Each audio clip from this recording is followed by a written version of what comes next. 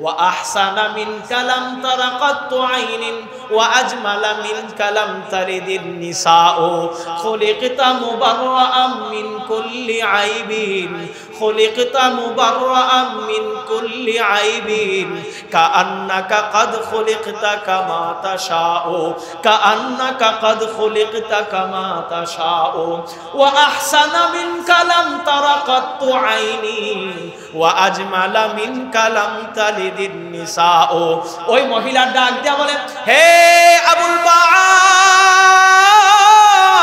আমাদের বাড়িতে আমাদের তাবুতে একজন ব্যক্তির আগমন হয়েছিল ওয়া আহসানা মিনকা লাম তারা কাত্তু আইনিন তার চেহারার দিকে যখন তাকাইলাম তার সৌন্দর্য দেখলাম এমন সুন্দর চেহারা কোন চক্ষু যদি সরাসরি না দেখে এটা বর্ণনা করে কোনদিন শেষ করা যায় না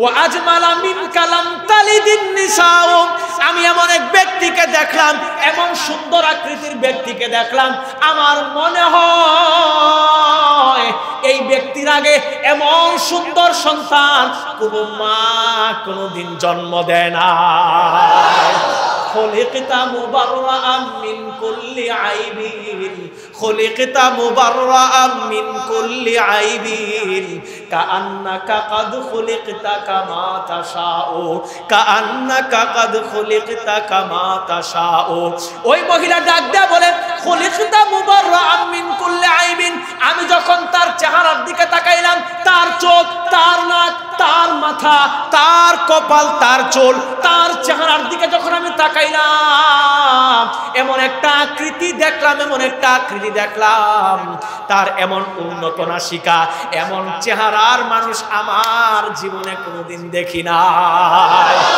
ওই উম্মে মাহবাব ডাক দিয়ে বলতেছে একজন মানুষ যখন নিজের হাতে তার প্রিয় কোনো জিনিস বানায় নিজের হাতে যখন নিজের গায়ের মধ্যে কোনো জিনিস লাগায় যখন বড় যত্ন করে লাগায় আমার তো মনে হইতেছে মুহাম্মদ যেমনে চাইছে আমার আল্লাহ ঠিক তেমনি সুন্দর তারে বানাইছে রাসূলুল্লাহ সাল্লাল্লাহু আলাইহি ওয়াসাল্লাম গারে হেরা থেকে বের হয়ে গারে সৌর থেকে বের হয়ে আবু বকর সিদ্দিক রাদিয়াল্লাহু আনহুকে বললেন দোস্ত আমরা সফর শুরু করি 3 দিন অবস্থানের পর গারে সৌর থেকে বের হইয়া আমার নবী দুজাহানের সরদার সরওয়ারে কায়নাত মুহাম্মদুর রাসূলুল্লাহ সাল্লাল্লাহু আলাইহি ওয়াসাল্লাম মদিনার পথে যাত্রা শুরু করলেন আল্লাহ রাব্বুল ইজ্জাতের হুকুমে মুহাম্মদুর রাসূলুল্লাহ সাল্লাল্লাহু আলাইহি ওয়াসাল্লাম আবু বকর সিদ্দিক রাদিয়াল্লাহু আনহুকে নিয়ে একটা উটের মধ্যে উঠলেন আর আব্দুল্লাহ ইবনে উরাইকিত সামনের উটের মধ্যে উঠা আল্লাহ রাসূলকে রাস্তা দেখায় ফাড়ি রাস্তা মানে যে রাস্তায় পুলিশ পাওয়া যায় না বুঝে আসছে যেমন আপনি যদি গাড়িতে কাগজ না থাকে তাহলে আপনি এখান থেকে ঢাকা যাবেন চিন্তা করবেন হাইওয়ে রোডে না গিয়া ফাড়ি রাস্তা বাই রোডে কোনো দিকে যাওয়া যায় কিনা কারণ কি রাস্তায় যদি পুলিশ ধরে তাইলে কিন্তু নিস্তার নাই জরিমানা দেবে কি দেবে না কথা কয় না জরিমানা দেবে কি দেবে না রাসূলুল্লাহ সাল্লাল্লাহু আলাইহি ওয়াসাল্লাম আবু বকরকে নিয়ে রাস্তা পাড়ি দেওয়া শুরু করলেন ওরা একই রাস্তা দেখাইতেছে আল্লাহ রাসূল সাল্লাল্লাহু আলাইহি ওয়াসাল্লামকে এমন ভাবে রাস্তা দেখাইতেছে ওরা একই যেন কাফের খ্রিস্টানরা রাসূলুল্লাহ সাল্লাল্লাহু আলাইহি ওয়াসাল্লামকে লাগাল না পায় সুবহানাল্লাহ রাসূলুল্লাহ সাল্লাল্লাহু আলাইহি ওয়াসাল্লামের উট চলতেছে রাস্তা পাড়ি দিয়া চলতেছে এদিকে মক্কার কাফেররা অস্থির কিভাবে মুহাম্মদকে ধরা যায় আগে তো ঘোষণা দিছিল মুহাম্মদকে যে ধরতে পারবা তার জন্য 100 লাল ঘোড়া এখন নতুন করে আবার তারা ঘোষণা দিছে মুহাম্মাদের মাথা যে দ্বিখণ্ডিত কইরা আইনা আমাদের কাছে দিতে পারবা তাদের জন্য 100 লাল ঘোড়ার পাশাপাশি 100 লাল উটও তোমাদেরকে দেয়া হবে কাফেররা যখন এই খবর শুনছে পাগল হয়ে গেছে পাগল হইয়া মাদলাজ বংশের বিখ্যাত যোদ্ধা রাসূলুল্লাহ সাল্লাল্লাহু আলাইহি ওয়াসাল্লামের পিছে পড়ে গেছে। ওয়ারা সুরাকা ইবনে মালিক, নাম কি? সুরাকা ইবনে মালিক রাসূলুল্লাহ সাল্লাল্লাহু আলাইহি ওয়াসাল্লামের পিছে পড়ে গেছে। কিভাবে পিছে পড়ছে? যখন সে ঘোষণা শুনছে যে মুহাম্মদকে যদি আমরা পাকড়াও করতে পারি তাইলে সাধারণ কোনো পুরস্কার না, 100 লাল ওট, 100 লাল ঘোড়া, সুতরাং মুহাম্মদের পিছনে যাইতে হবে। সে বসা ছিল, তার বংশের যে দহলিত ছিল যেখানে বৈশা তারা বিচার সালিশ করত, এই জায়গার মধ্যে বৈশা বৈশা তারা আড্ডা মারতেছিল। এরই সময় মাদলাজ বংশের এক ব্যক্তি আইসা বলতেছে, হে আমার বংশের লোকেরা, আমি লাত এবং উজ্জার কসম করে বলতেছি, এই মুহূর্তে আমি খেয়াল করে দেখে আসছি, একটু আগে এই রাস্তা দিয়া আমার মনে হইল 2টা উট গেছে। দিল বলতেছে যে এই রাস্তা দিয়া মুহাম্মদ মদিনার দিকে যাইতেছে। এই কথা যখন শুনছে এই সুরাকা ইবনে মালিক, এই কথা যখন শুনছে তার মাথায় চিন্তা। সে বলতেছে, আরে আমি দেখছি কারা রাস্তার দিকে যায়, তোরা টেনশন নিস না, আমি দেখছি আমার চোখের সামনে দিয়েছে তারা গেছে, এই মুহাম্মদ না, মুহাম্মদ হইলে আমি নিশ্চিত পাকড়াও করতাম। সে যেহেতু বংশের নেতা, সুতরাং তার কথা মানুষ মানবে কি মানবে না?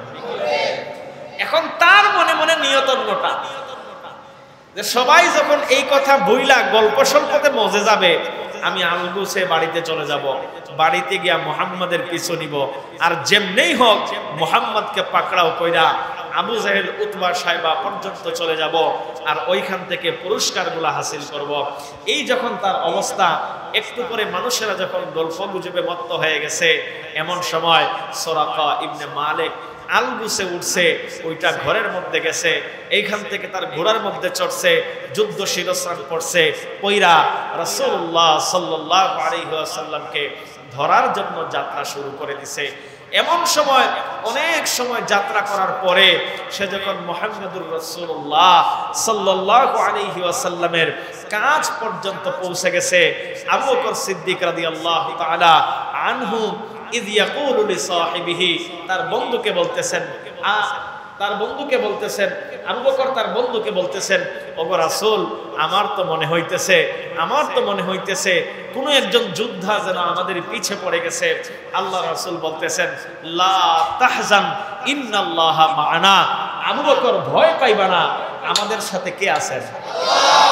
জোরে বলেন না, আমাদের সাথে আছেন কে?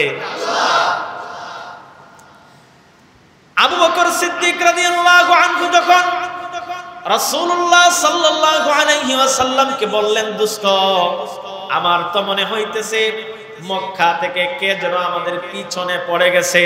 আল্লাহ রাসূল সাল্লাল্লাহু আলাইহি ওয়াসাল্লামকে যখন আবু বকর এই কথা জানায় দিলেন, আল্লাহ রাসূল সাল্লাল্লাহু আলাইহি ওয়াসাল্লাম বললেন, লা তাহজান ইন্নাল্লাহা মা'ানা,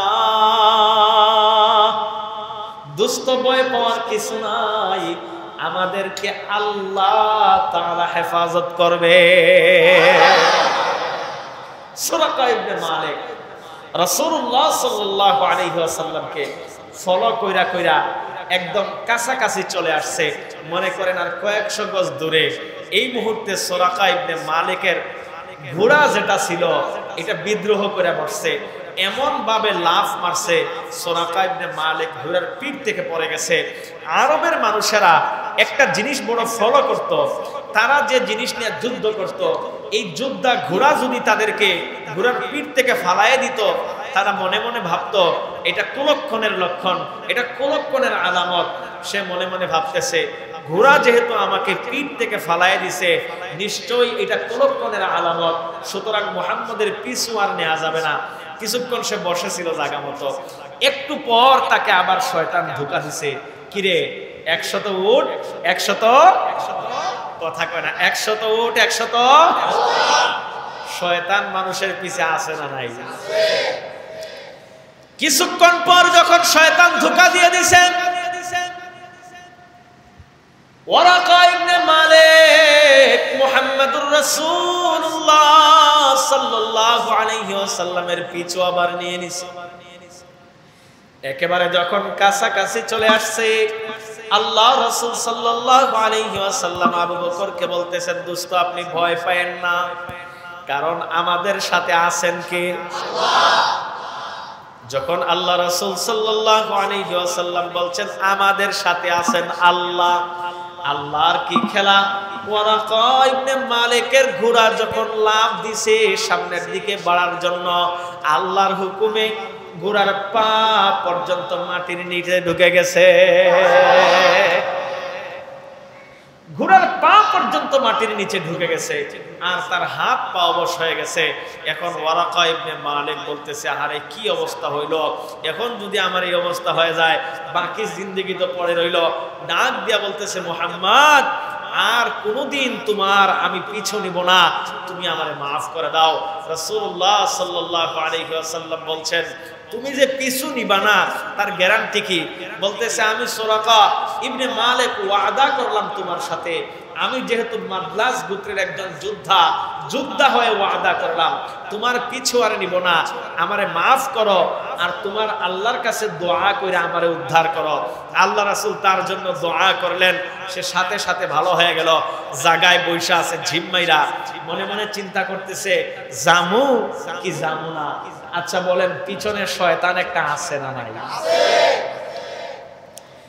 এখন সুরাকা ইবনে মালিক যখন বৈশা বৈশা চিন্তা করতেছে জামু কি জামু না, শয়তান মনে মনে চিন্তা করছে, তুমি যে রাস্তা দিয়ে আইছো এই রাস্তা দিয়ে না গিয়ে অন্য দিকে গেলে তো তোমার ওয়াদার আর কোনো সমস্যা হইতেছে না। তুমি তো বলছো তার পিছে পিছে আইবা না, সাইডের দিকে যে আইবা না, এটা তো কও নাই। দেখছেন শয়তান একটা আছে না নাই? এখন সুরাকা ইবনে মালিক মনে মনে চিন্তা করতেছে, আমি মুহাম্মাদের সাথে ওয়াদা করছিলাম যে মুহাম্মদ তোমার পিছু পিছু আমি আলামু না, সাইড থেকে আইসা আক্রমণ করবো না, এটা তো বলি নাই, সুতরাং তার পিছে যাওয়া যায়। এখন সে যে পিছনে ছিল এখান থেকে ঠিক হাতের ডান পাশে ঘোড়া ছুটাইছে, ওইখান থেকে সামন পর্যন্ত গিয়া যাতে সামন দিক থেকে আক্রমণ করা যায়।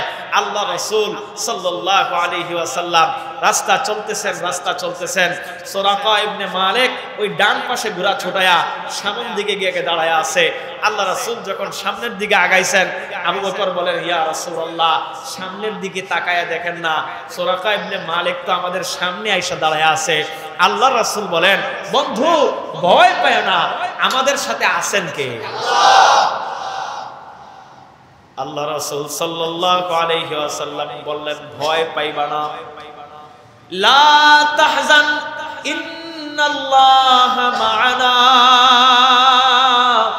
ভয় পাইবা না, আমাদের সাথে আছেন আল্লাহ। রাসূলুল্লাহ সাল্লাল্লাহু আলাইহি ওয়াসাল্লামকে ধরার জন্য যখন সে সামনে বাড়ছে, যখন সামনে থেকে আক্রমণ করছে, আর সাথে সাথে আল্লাহ রাসূল যখন বলছেন আমাদের সাথে আছেন আল্লাহ, এই কথা যখন বলছেন, সুরাকা ইবনে মালিকের ঘোড়ার আগে তো হাঁটু পর্যন্ত মাটির মধ্যে দাব ছিল, এখন তার ঘোড়ার পেট পর্যন্ত মাটির নিচে ঢুকে গেছে। এত সুন্দর কথা শুনে আল্লাহর এত বড় খেলা দেখাও আপনাদের সুবহানাল্লাহ বোঝা গেল, আপনাদের আল্লাহর উপর ভালোবাসা জমে নাই এখনো। আল্লাহ তাআলার কথা যখন আল্লাহ রাসূল বলছেন যে আমাদের সাথে আছেন আল্লাহ, ঘোড়া যখন সামনে পা বাড়াইছে আল্লাহর হুকুমে, আগে তো পা পর্যন্ত ঘোড়া ঢুকছিল মাটির নিচে, এখন কোমর পর্যন্ত ঘোড়া মাটির নিচে ঢুকে গেছে। শুধুমাত্র ঘোড়া কোমর পর্যন্ত ঢুকছে তা না, আগে তো সুরাকার পা এবং হাত একটু অবশ হয়েছিল, এখন পুরা শরীর যেন একদম পাথরের মতো শক্ত হয়ে গেছে। এখন সুরাকা ইবনে মালিক যখন দেখছে কি অবস্থা, মুহাম্মদকে তো আর ধরা যাবে না, শুধু জবানটা খোলা, এখন ডাক দিছে সুরাকা ইবনে মালিক, ডাক দেয়া বলতেছে, মুহাম্মদ লাত এবং উজ্জার কসম করে বলতেছি আর কোনোদিন তোমার সামন পিছন ডান বাম কোনো দিকে আক্রমণ করব না, আর ডান বাম নাই, আর কোনোদিনও তোমার পিছে আক্রমণের চিন্তা করব না। আমি যে মুসিবতের মধ্যে পড়ছি আমার এই মুসিবত থেকে বাঁচাও। আল্লাহ রাসূল আগে তো সরাসরি এমনিতেই দোয়া করে দিছিলেন।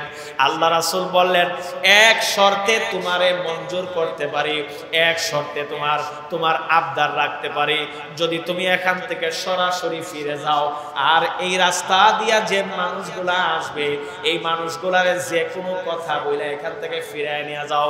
ওই ব্যক্তি বলতেছে, মুহাম্মদ তোমার কথা মানলাম, এই দেখো আমার ঘোড়ার মধ্যে পানি আছে, আমার ঘোড়ার মধ্যে খাবার আছে, এইগুলোও তুমি নিয়ে যাও, এরপর তুমি আমার কথা মানো। আল্লাহ রাসূল বললেন, রে ওরাকা আমার লাগবে না। সুরাকা ইবনে মালিককে বললেন, ওরে সুরাকা আমার এটা লাগবে না, যা বলছি তুই তা মানস কিনা? বলে হ্যাঁ মানলাম। আল্লাহ রাসূল দোয়া করলেন, আল্লাহ সুরাকা ইবনে মালিককে আপনি মাফ করে দেন। বলতে দেরি সুরাকা ইবনে মালিক আগের অবস্থায় ফিরে যাইতে দেরি করে না। এখন সুরাকা ইবনে মালিক যখন ভালো হয়ে গেছে আর অন্তরে কোনো দুষ্টুমি চিন্তা নাই না, তার ভিতরে চলে আসছে যে ব্যক্তির কথার মধ্যে এই পাওয়ার থাকতে পারে এই ব্যক্তি সাধারণ কোনো ব্যক্তি না, অবশ্যই অবশ্যই এই ব্যক্তি অচিরেই এই পুরা দুনিয়াতে সে জয় করবে। তখন সে আল্লাহ রাসূলকে বলল, হে মুহাম্মদ আমি তো তোমার পিছু নিব না, আর এই রাস্তা দিয়া যত ব্যক্তি তোমাকে ধরার জন্য আসবে সবাইকে আমি ফিরে নিয়ে যাবো, যে কথা বলার লাগে বলবো, তবে একটা নিশ্চয়তা তুমি আমাকে দিতে হবে। কি নিশ্চয়তা? যে মুহাম্মদ আমার মন বলতেছে অচিরেই তুমি এই এলাকার মধ্যে এই পুরা আরবের মধ্যে তুমি শাসন কায়েম করবে। আমার একটা আবদার, তুমি যদি কোনোদিন মক্কা বিজয় করতে পারো মদিনা থেকে আইসা, তবে ওই দিন আমি তোমার কাছে আইসা হাজির হবো, এই দিন তুমি আমাকে একজন সম্মানিত ব্যক্তির মতো গ্রহণ করবা, আমার উপর কোনো আক্রমণ করবা না, আমি ওই দিন তোমার কাছে ইসলাম গ্রহণ করবো। ও মুহাম্মদ তুমি কি আমারে সেই নিশ্চয়তা দিবা? আল্লাহ রাসূল আবু বকরের দিকে তাকায় বললেন, হে আবু বকর লিখে দাও সুরাকা ইবনে মালিককে যে আমি মুহাম্মদ নিশ্চয়তা দিচ্ছি, আল্লাহ যদি কোনোদিন আমাদেরকে মক্কায় ফিরে নিয়ে আসে সুরাকা ইবনে মালিকের উপর কোনো রকমের কোনো আক্রমণ করা হবে না। আবু বকর লিখে দিয়ে দিলেন হাড্ডির উপরে একটা লিখে দিয়ে দিলেন। আগের জামানায় তো বর্তমানের মতো কাগজ কলম ছিল না, হাড্ডির উপরে ওনারা বিভিন্ন রকমের গাছের কষ দিয়া বা বিভিন্ন প্রকারে ওনারা লিখতেন, ওই হাড্ডির উপরে নিশ্চয়তা লিখে দিলেন।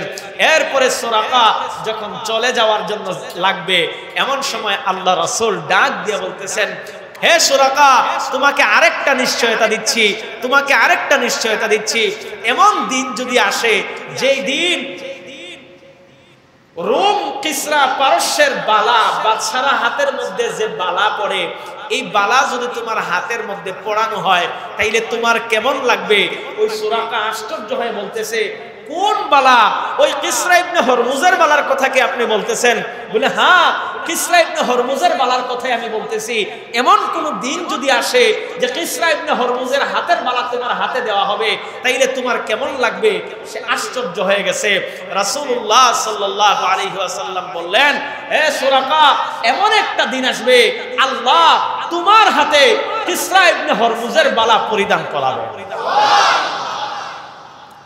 উমর রাদিয়াল্লাহু আনহুর জামানায় এটা বাস্তবায়ন হয়েছিল।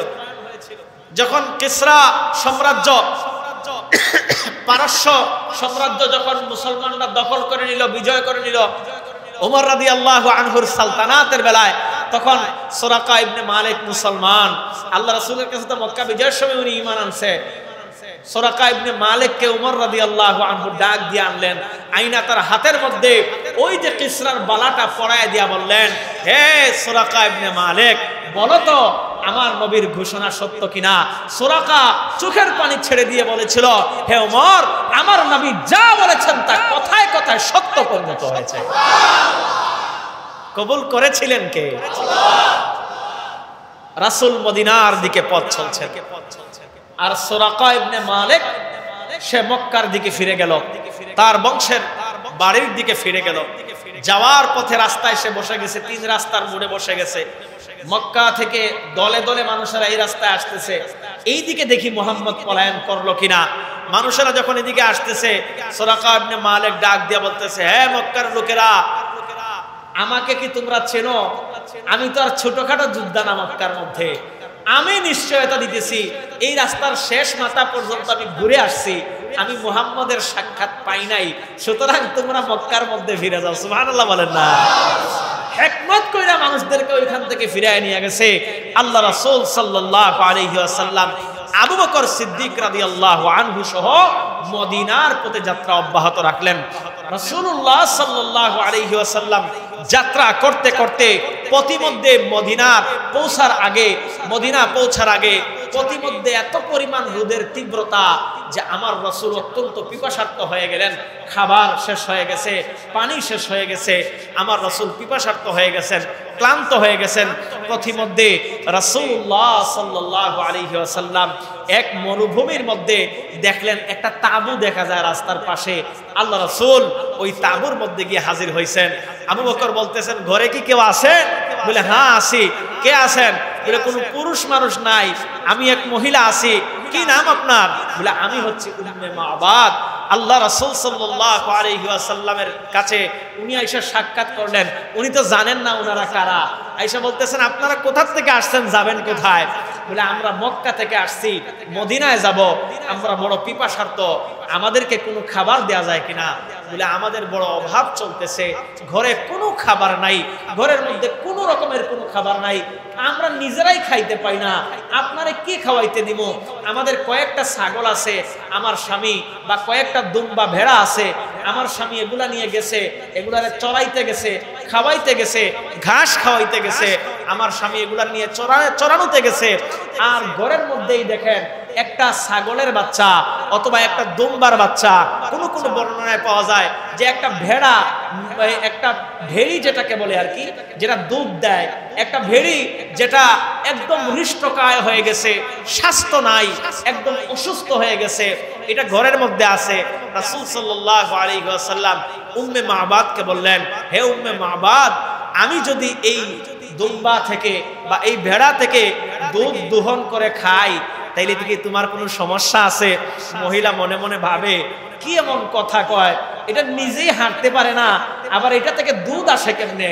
আচ্ছা বলেন, আল্লাহ চাইলে পারে কি পারে না? রাসূলুল্লাহ সাল্লাল্লাহু আলাইহি ওয়াসাল্লাম ডাক দিয়া বলছেন, হে উম্মে মাবাদ, আমি যদি এই বেড়া থেকে বা এই দুম্বা থেকে যদি আমি দুধ দহন করি, তাইলে কি তোমার কোনো আবদার আছে, তোমার কোনো সমস্যা আছে? উম্মে মাবাদ ডাক দিয়ে বলে, না, আমার কোনো সমস্যা নাই। রাসূলুল্লাহ সাল্লাল্লাহু আলাইহি ওয়াসাল্লাম তাদেরকে বললেন, তাইলে ওই ভেড়াটা বা দুম্বাটা আমার কাছে নিয়ে আসো। যে ভেড়া হাঁটতে পারে না, কোন রকমের ধৈর্য রাসূলের কাছে আনা হইল। আল্লাহ রাসূল তার উলানের মধ্যে হাত লাগাইলেন আর বললেন, বিসমিল্লাহির রহমানির রহিম। আল্লাহ রাসূল বিসমিল্লাহ বইলা হাত লাগাইলেন। হাত লাগাইতে দেরি, উলানটা দুধে পূর্ণ হইতে দেরি হয় না। ঘরের মধ্যে যত পাত্র ছিল সমস্ত পাত্রগুলা বোঝাই করা হয়েছে দুধ দিয়া, সমস্ত পাত্রগুলা ভরা হয়েছে দুধ দিয়া। আল্লাহ রাসূল দুধ পান করলেন, আবু বকর দুধ পান করলেন, আর তাদের রাহবার যে কাফের ব্যক্তি ছিল, যে বিধর্মী ছিল, তাকেও দুধ পান করাইল। উম্মে মাবাদ তৃপ্তি সহকারে দুধ পান করলেন। আল্লাহ রাসূল সাল্লাল্লাহু আলাইহি ওয়াসাল্লাম অনেক সময় এখানে বসে বিশ্রাম নিলেন। তাদের ঘরের যতগুলা ভান্ডু ছিল সমস্ত ভান্ডুগুলা দুধে পরিপূর্ণ। এরপরও যেন ওই বাছুরটার বা ওই ভেড়াটার উলান থেকে দুধ কমতেছিল না। ওই মহিলার কাছ থেকে যখন রাসূলুল্লাহ সাল্লাল্লাহু আলাইহি ওয়াসাল্লাম বিদায় নিয়ে চলে আসলেন, ওই মহিলার স্বামী বাড়িতে আইসা এই অবস্থা দেখে আশ্চর্য হয়ে গেছে আর বলতেছে, হে উম্মে মাবাদ, আমাদের ঘরের মধ্যে না একটা হৃষ্টকায় একটা ভেড়া ছিল, এটা আমার কোত্থেকে আসলো? ওই মহিলা বলতেছে, আমি এমন এক ব্যক্তির সাক্ষাৎ পেয়েছি, আমি এমন এক ব্যক্তিকে দেখেছি, এমন এক ব্যক্তি আমাদের বাড়িতে আগমন করেছিলেন, যার কথা আপনাকে আমি ভাষায় বর্ণনা করে বোঝাইতে পারবো না। ওই মহিলার কথাগুলা একজন উচ্চা তাবকার কবি বড় সুন্দর করে বলেছিলেন। ওয়া আহসানা মিন কালাম তারা কাত্তু আইনিন ওয়া আজমালা মিন কালাম তারিদিন নিসাও খুলিকতা মুবাররাআম মিন কুল্লি আইবিন খুলিকতা মুবাররাআম মিন কুল্লি আইবিন কাআন্নাকা কাদ খুলিকতা কামা তাশাউ কাআন্নাকা কাদ খুলিকতা কামা তাশাউ ওয়া আহসানা মিন কালাম তারা কাত্তু আইনি ওয়া আজমালা মিন কালাম তালিদিন নিসাও। ওই মহিলা ডাক দিয়া বলে, হে আবুল বাত, আমাদের বাড়িতে আমাদের তাবুতে একজন ব্যক্তির আগমন হয়েছিল। ওয়া আহসানা মিন কালাম তারাকাতু আইনিন, তার চেহারার দিকে যখন তাকাইলাম তার সৌন্দর্য দেখলাম। এমন সুন্দর চেহারা কোন চক্ষু যদি সরাসরি না দেখে এটা বর্ণনা করে কোনদিন শেষ করা যায় না। ওয়া আজমালা মিন কালাম তালিদিন নিসাও, আমি এমন এক ব্যক্তিকে দেখলাম, এমন সুন্দর আকৃতির ব্যক্তিকে দেখলাম, আমার মনে হয় এই ব্যক্তির আগে এমন সুন্দর সন্তান কোনো মা কোনোদিন জন্ম দেয় না। খুলিকতা মুবাররাআম মিন কুল্লি আইবিন খুলিকতা মুবাররাআম মিন কুল্লি আইবিন কাআন্নাকা কাদ খুলিকতা কামা তাশাউ কাআন্নাকা কাদ খুলিকতা কামা তাশাউ। ওই মহিলা ডাক দেয়া বলে, খুলিকতা মুবাররাআম মিন কুল্লি আইবিন, আমি যখন তার চেহারার দিকে তাকাইলাম, তার চোখ, তার নাক, তার মাথা, তার কপাল, তার চুল, তার চেহারার দিকে যখন আমি তাকাইলাম এমন একটা আকৃতি দেখলাম, এমন একটা আকৃতি দেখলাম, তার এমন উন্নত নাসিকা, এমন চেহারার মানুষ আমার জীবনে কোনোদিন দেখি না। ওই উম্মে মা'বাদ ডাক দিয়ে বলতেছে, একজন মানুষ যখন নিজের হাতে তার প্রিয় কোনো জিনিস বানায়, নিজের হাতে যখন নিজের গায়ের মধ্যে কোনো জিনিস লাগায়, যখন বড় যত্ন করে লাগায়, আমার তো মনে হইতেছে মুহাম্মদ যেমনে চাইছে আমার আল্লাহ ঠিক তেমনই সুন্দর তারে বানাইছে। এই কথা যখন মহিলা বলছে, আকৃতির কথা যখন মহিলা বলছে, তার স্বামী সাথে সাথে মাটিতে বসে গেছে আর ডাক দিয়ে বলতেছে, হে রে উম্মে মা'বাদ, তুমি তো বড় ঠকা খাইয়া গেলা।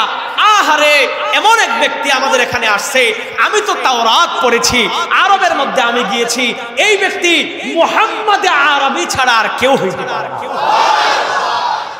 মুহাম্মদ আরবি ছাড়া এই ব্যক্তি কেউ হইতে পারে না। এই কথা বলছে উম্মে মা'বাদকে যখন আবুল মা'বাদ এই কথা বলছে, আশ্চর্য হয়ে গেছে উম্মে মা'বাদ। আহারে, কি ঠকাটা না খাইলাম, ঈমান গ্রহণ করলাম না। রাসূলুল্লাহ সাল্লাল্লাহু আলাইহি ওয়াসাল্লাম পথ চলতেছেন কোন দিকে? কথা কয় না, পথ চলতেছেন কোন দিকে? মদিনার দিকে রাসূল চলতেছেন। 8 দিন রাত দিন সফর করে আল্লাহ রাসূল সাল্লাল্লাহু আলাইহি ওয়াসাল্লাম মদিনা থেকে 6 কিলো বা 10 কিলোমিটার দূরে, এখনকার সময়ের হিসেবে, রাস্তাঘাটের হিসেবে 4 কিলোমিটার দূরে কুবা নামক স্থানে আল্লাহ রাসূল এসে পৌঁছাইলেন। সুবহানাল্লাহ, বাড়ি থেকে কইবেন কোন জায়গায় পৌঁছাইছেন? আওয়াজ করে সবাই বলেন, কোন জায়গায়? কুবা। বলেন কোন জায়গা? কুবা। মসজিদে কুবায় তো গেছেন মনে কাকা, গেছেন না আপনারা? মাশাআল্লাহ।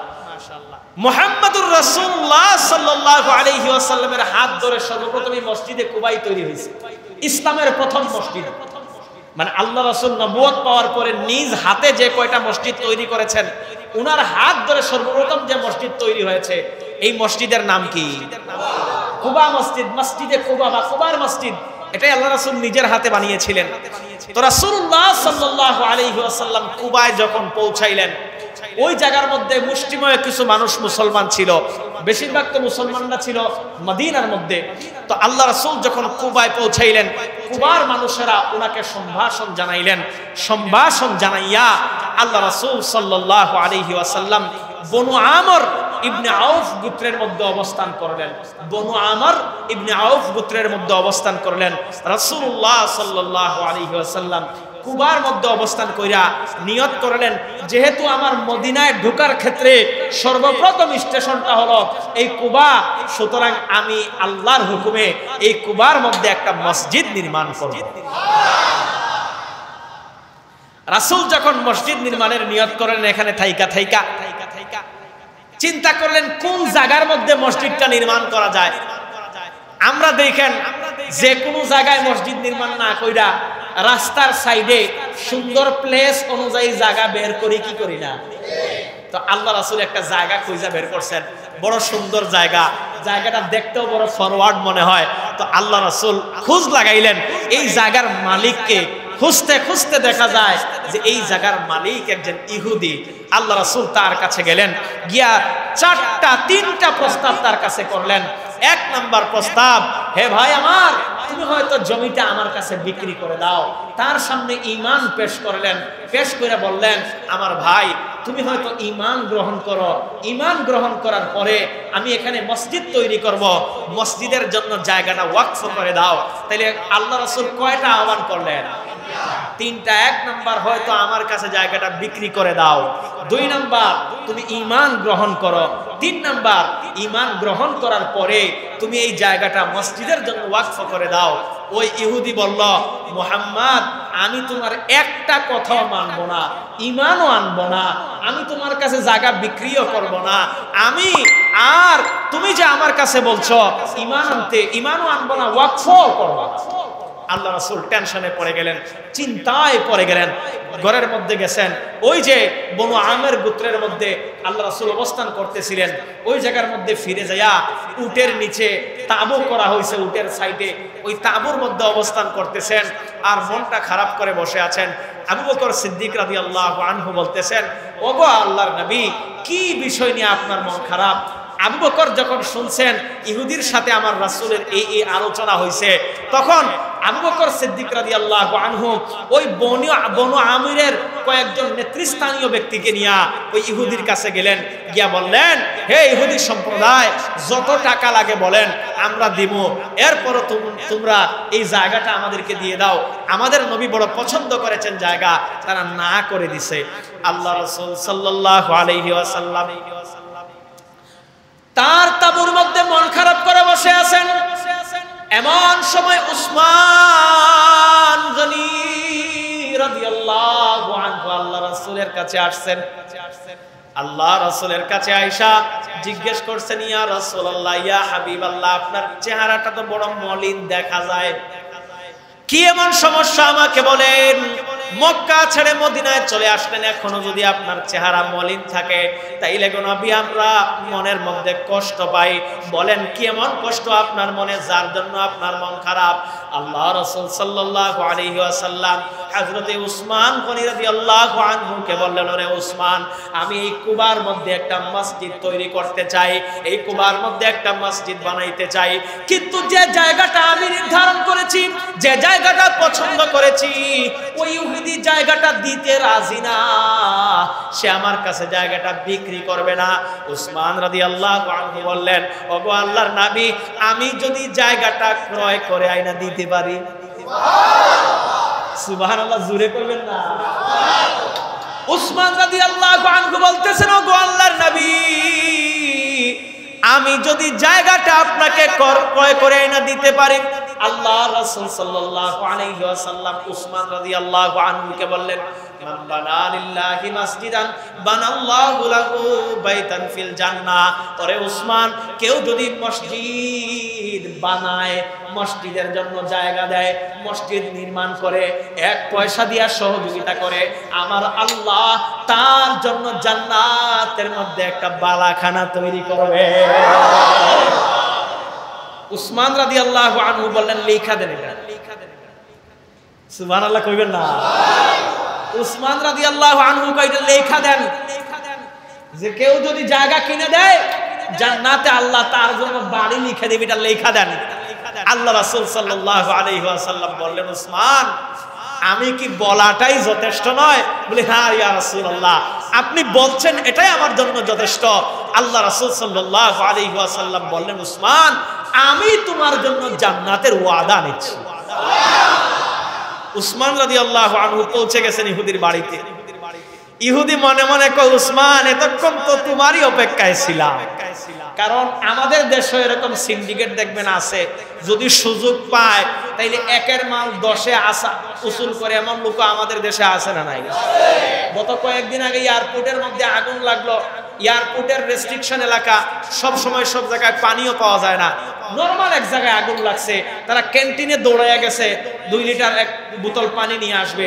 তখন বলছে যখন আগুন লেগে গেছে ওরা পানির দাম বাড়ায় ফেলছে, বলে 500 টাকা লাগবে। এখন 500 টাকার কারণে ওই লোকগুলা পানি আনতে পারে নাই, এই আগুন বাড়ছে। এখন শত শত হাজার হাজার কোটি টাকা এয়ারপোর্টে আগুন লাগা নষ্ট হয়েছে।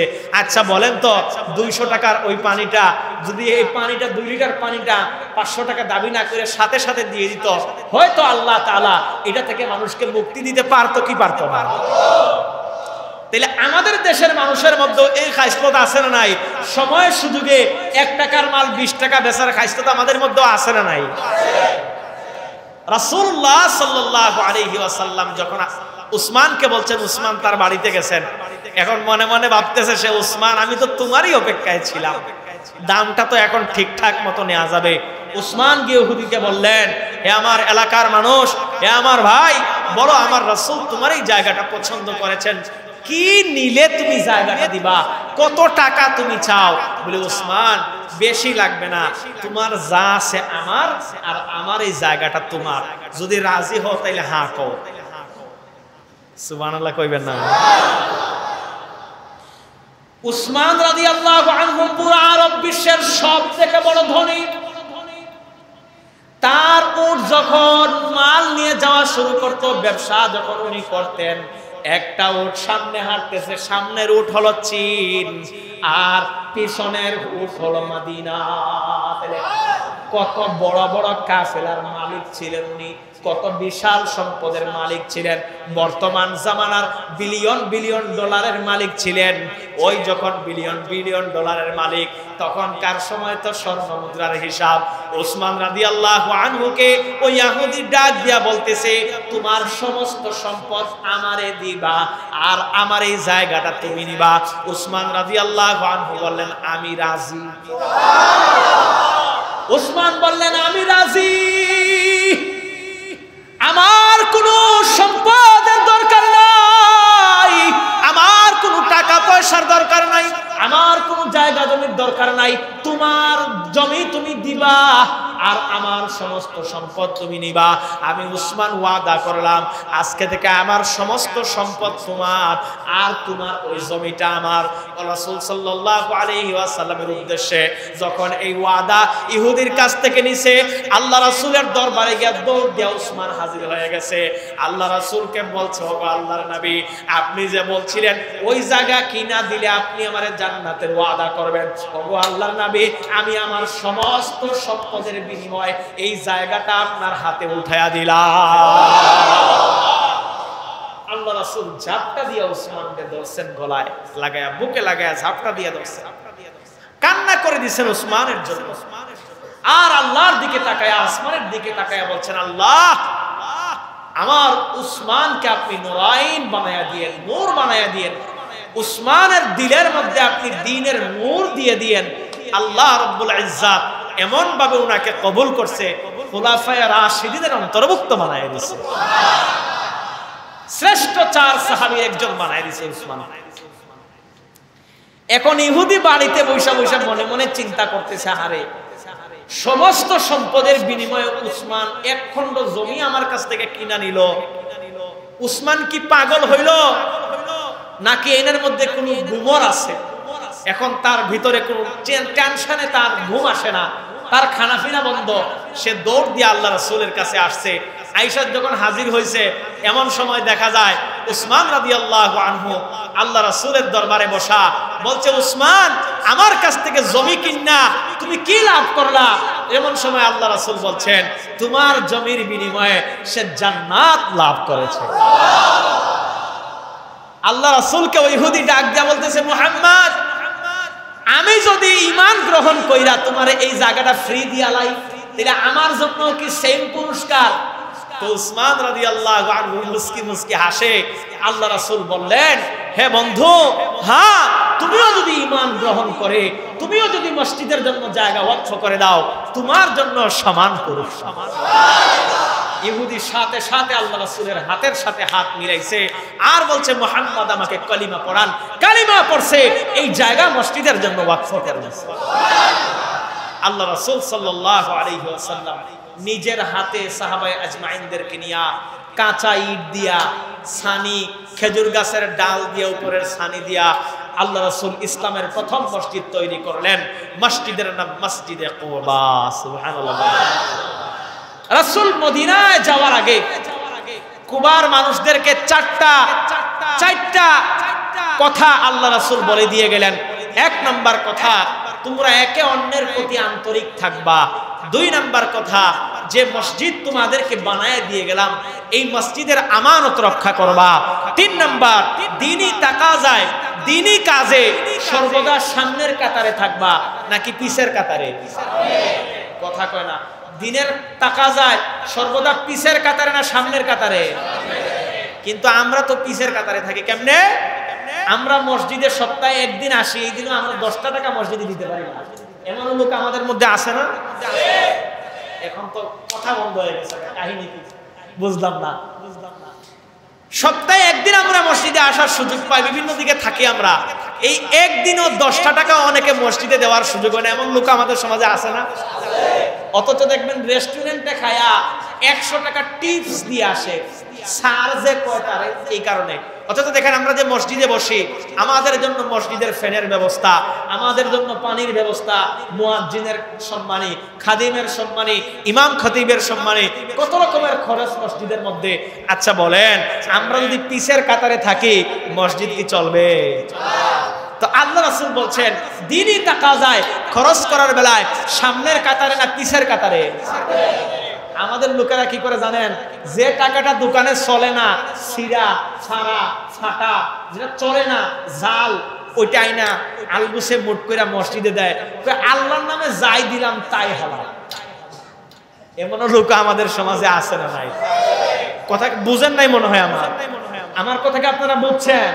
দেখবেন দোকানে গেলে তার একটু ছিনা হলে টাকা রাখে না, কিন্তু মসজিদে দেখবেন টাকা গোনায় বইলে ফাড়া, সিটা, কোনা নাই, লেখা একদম আঁকাজাকা, রং মাইরে একদম লাল বানায় থই দিছে নোটেরটা, সবগুলা বাচ্চা বাচ্চা মসজিদে নিয়ে আসে, আইনা মসজিদের দান বাক্সের মধ্যে এটা ফেলায়। এমনও লোক আছে না? অভাব নাই।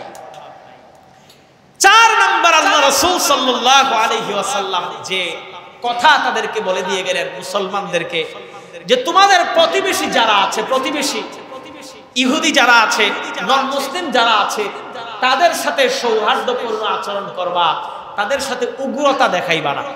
তো রাসূল সাল্লাল্লাহু আলাইহি ওয়াসাল্লামের এই কথা মুসলমানরা বড় মানছে। মানার কারণে মুসলমানরা তো এমন ভাবে মানছে এই কথাটা, যে এক সময় দেখা গেছে তাদের সাথে যে শান্তি চুক্তি ছিল, ইহুদিরা শান্তি চুক্তি ভঙ্গ কইরা আমার রাসূলকে বিষ প্রয়োগ কইরা হত্যা করার চেষ্টা করছে। নাউজুবিল্লাহ, আওয়াজ করে কোন? বিধর্মীদের এটা একটা বড় সমস্যা। এদেরকে আপনি সুযোগ দিবেন একটু, এরা আপনার কান্দে উঠবে, কান্দে ওইটা বান্দরের মতো আপনার কাঁধে প্রস্রাব করে দেবে। এটা বিধর্মীদের একটা বড় সমস্যা। কিভাবে দেখেন এটা বড় সমস্যা? বাংলাদেশে কত পার্সেন্ট মুসলমান? কথা কয় না, কথা কয়। বাংলাদেশে কত পার্সেন্ট মুসলমান? 95% মুসলমান। 95 বাদ দিলাম, 90% মুসলমানের দেশ বাংলাদেশ। 100 জনের মধ্যে 90 জন মুসলমান মনে করেন, 90% মুসলমানের দেশ বাংলাদেশ। কিন্তু 90% মুসলমানের দেশ বাংলাদেশে 35% হিন্দুরা সরকারের বড় বড় চাকরির চেয়ার যেগুলো আছে সবগুলা দখল করে বসে আছে। 35% সিট। 90% মুসলমানের বাংলাদেশে শতকরা 35% উপরে সিট হিন্দুরা দখল করে বসে আছে, বড় বড়। বাংলাদেশের মধ্যে 900 কতজন সচিব জন শুধু হিন্দু কর্মরত আছে। মনে রাখবেন, এই বাংলাদেশকে আরেকটা ভারতের অঙ্গরাজ্য বানানোর জন্য যত যা কিছু দরকার ডিপ স্টেট সবগুলা করতেছে। আমি আপনি যদি সচেতন না হই তাইলে 2 দিন পরে পরে এমন এক অবস্থা আমাদের দেশে শুরু করবে, কোন মুসলমান শান্তিতে বসবাস করতে পারবে? এটা প্রতীয়মান বিষয়টা কিভাবে দেখেন, কয়েকটা উদাহরণ আপনাদেরকে দেই, তাহলে ভালো করে বুঝবেন। কয়েকটা উদাহরণ আপনাকে দেই। বাংলাদেশে হিন্দুদের সংখ্যা মাত্র 7%। কত পার্সেন্ট? সবাই আজকে এই বয়ানটা মুখস্থ করে দিতে। হিন্দুদের সংখ্যা কত পার্সেন্ট? 7% হিন্দু আছে বাংলাদেশে। 3% নৃগোষ্ঠী বা বিভিন্ন রকমের মারমা, চাকমা, ভজঙ্গা, বিভিন্ন প্রকারের নৃগোষ্ঠী আছে 3%। আর 90% মুসলমানের বাংলাদেশ। কিন্তু এই বাংলাদেশকে সাম্প্রদায়িক দাঙ্গা উস্কে দেওয়ার জন্য কয়েকদিন পর পর আমাদের মধ্যে কয়েকটা গ্রুপ কাজ করতেছে। এর মধ্যে সবথেকে বড় অনৈসলামিক কর্মকাণ্ড, বাংলাদেশে দাঙ্গা লাগানোর জন্য, মুসলমান হিন্দুদের মধ্যে দাঙ্গা লাগানোর জন্য, সাম্প্রদায়িক দাঙ্গা লাগানোর জন্য ইসকন হাজার হাজার কোটি টাকা বাংলাদেশে ঢালতেছে। হাজার হাজার কোটি টাকা। 5 আগস্টে স্বাধীন হওয়ার পরে চট্টগ্রামে একজন আইনজীবীকে প্রকাশ্যে দিন দাহাড়ে হাজার হাজার মানুষের জন্য সম্মুখে ইসকনের সদস্যরা কুপিয়ে হত্যা করেছিল। আপনাদের মনে আছে না নাই? বেশি দূরে যাওয়ার দরকার নাই। গত কয়েকদিন আগে 13 বছরের একটা মেয়ে সাদিয়া, 13 বছরের গাজীপুরের কালিয়াকরে, আমাদের কাছাকাছি এলাকা কালিয়াকর, 13 বছরের একটা মেয়েকে হিন্দুরা সংঘবদ্ধভাবে 3 দিন বন্দি রাইখা দর্শন করছে। বাংলাদেশের একটা মিডিয়াও কোনো কথা বলে না। অথচ কোন মুসলমান যদি একটা 19 থেকে 20 যদি হয়, দেখবেন তারা একদম গলা বৈশাখ মিডিয়াতে বৈশাখ গলা ফাটায় রায়। এই যে সুশীলরা, এই সবগুলো ইন্ডিয়ার 5টা গোলাম। এটা আপনি বুঝেন বা না বুঝেন, এরা টাকা খায়া তকসুতে সিনেমা বৈশা বৈশা মুসলমানদের নামে বিশুদ্ধার করে, মুসলমানদের ট্যাক্সের টাকা খায়া গায়া। 90% মুসলমানের দেশে বাস কইরা এরা হিন্দুদের জন্য মায়া কান্না দেখায়। আর এই হিন্দুরা কি আকাম করে জানেন? কি আকাম করে দেখেন, গত বছর রমজানে আমাদের সিলেটে তারাবির নামাজ চলতেছে, আর এদিকে তারা নৃত্য করতেছে, তারা বিভিন্ন রকমের গান বাজনা করতেছে তাদের মন্দিরের মধ্যে। আচ্ছা বলেন তো, আমরা কি তাদের কোনো অনুষ্ঠানে বাধা দেই? কথা বলতে হবে। এই যে তারা কয়দিন আগে দুর্গা উৎসব করলো, আমরা কি তাদেরকে বাধা দিছি? এই যে কয়দিন পরে তারা 12 মাসে 13 পূজা করে। আমি তো সিলেটের কোরআন জানি, আমাদের সিলেটে অনেক হিন্দু। 12 মাসে তাদের 13টা পূজা, সারা বছরের ঢোল তবলা মন্দিরে এগুলা বাজায়। আমরা কি বলেন তাদেরকে কোনো বাধা দেই? আমরা কি তাদের মা বোনদের ইজ্জত নষ্ট করি? আমরা কি তাদের মন্দির ভাঙি?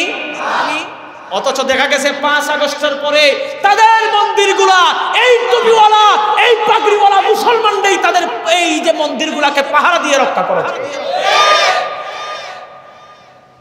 কিন্তু তারা সাম্প্রদায়িক দাঙ্গা উস্কে দেওয়ার জন্য কি করে?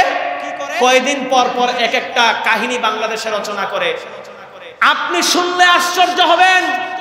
বাংলাদেশের চিকেন নেক বলা হয় ফেনীকে। ফেনীকে বাংলাদেশের চিকেন নেক বলা হয়। ফেনী সহ পুরা চট্টগ্রাম বিভাগকে বাংলাদেশ থেকে আলাদা করে দেওয়ার জন্য সব থেকে বড় খেলা যে খেলতেছে, এটা হচ্ছে নরাদম ইসকনরা।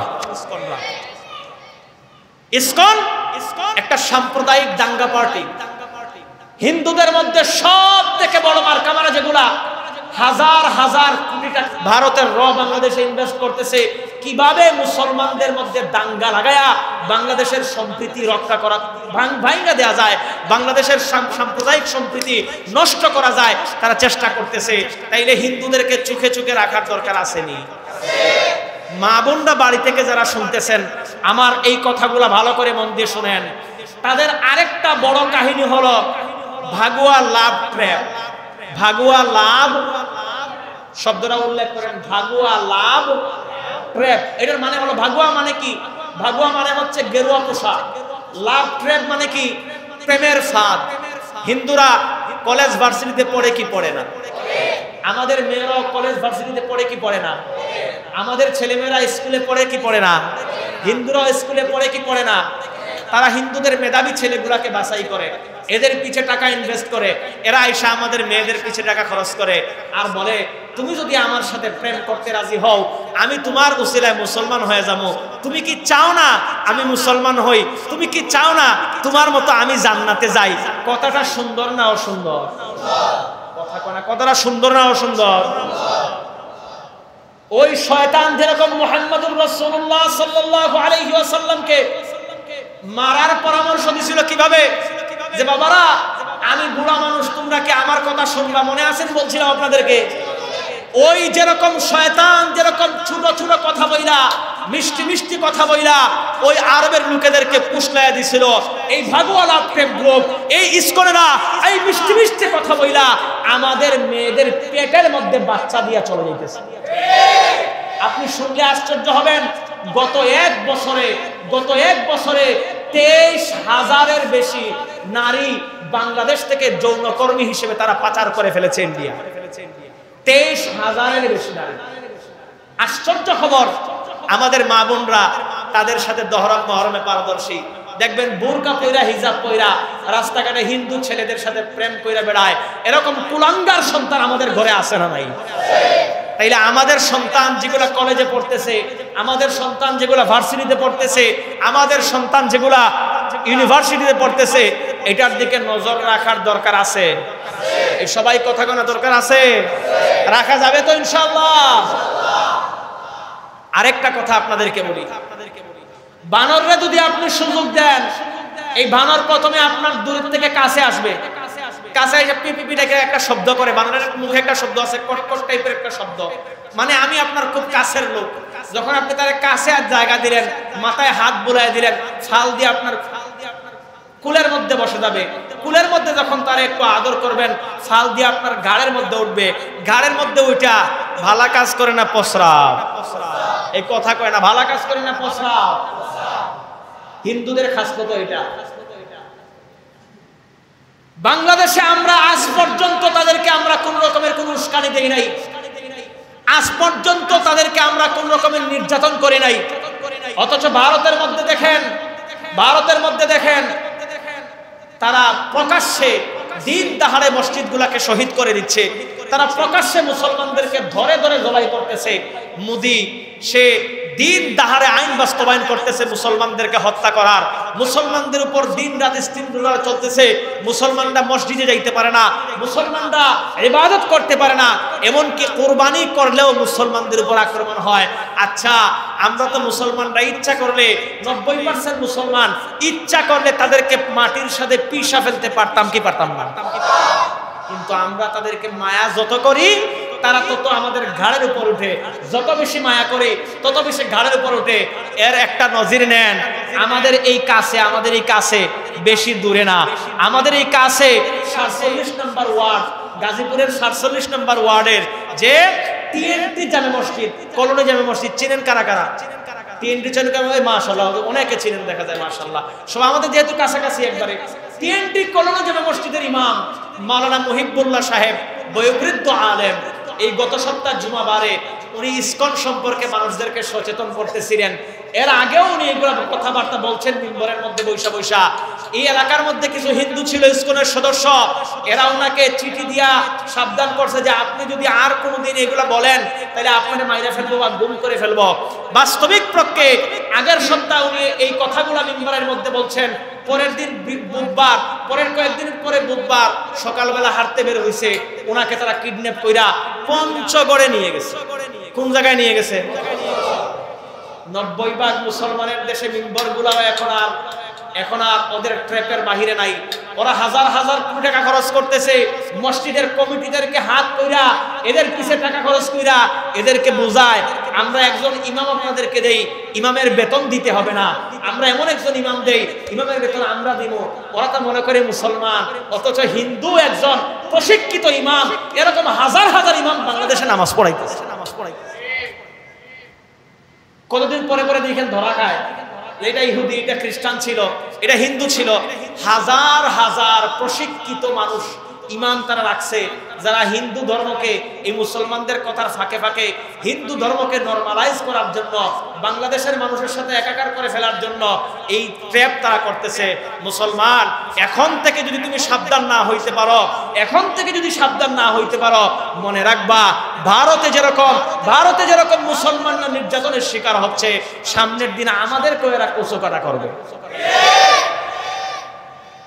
আপনার বাড়িতে যে হিন্দুগুলো আছে, আপনার এলাকায় যে হিন্দুগুলো আছে, এদেরকে মারার জন্য বলি নাই, এদের দিকে চোখ কান খোলা রাখবেন। এরা কি করে দেখবেন, খেয়াল রাখবেন।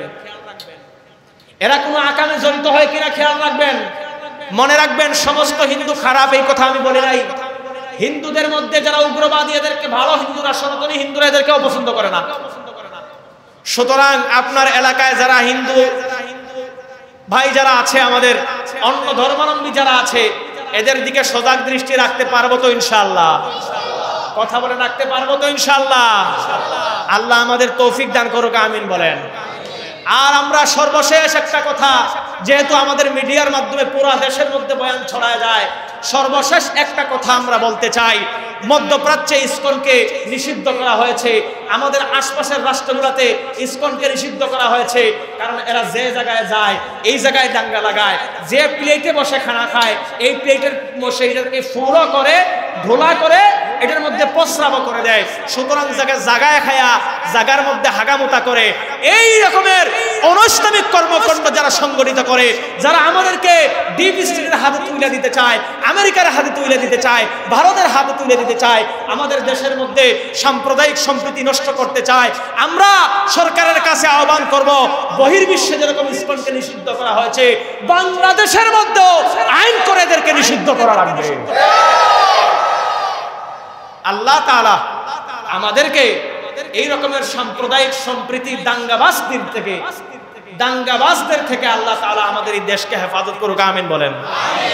আল্লাহ তাআলা আমাদেরকে এরকম কার্যকর থেকে, এরকম অনৈসলামিক কর্মকাণ্ড যারা সংগঠিত করে, যারা আমাদের দেশকে ধূলিসাৎ করে দিতে চায়, এদের ষড়যন্ত্র থেকে আল্লাহ আমাদেরকে হেফাজত করুক, আমিন বলেন।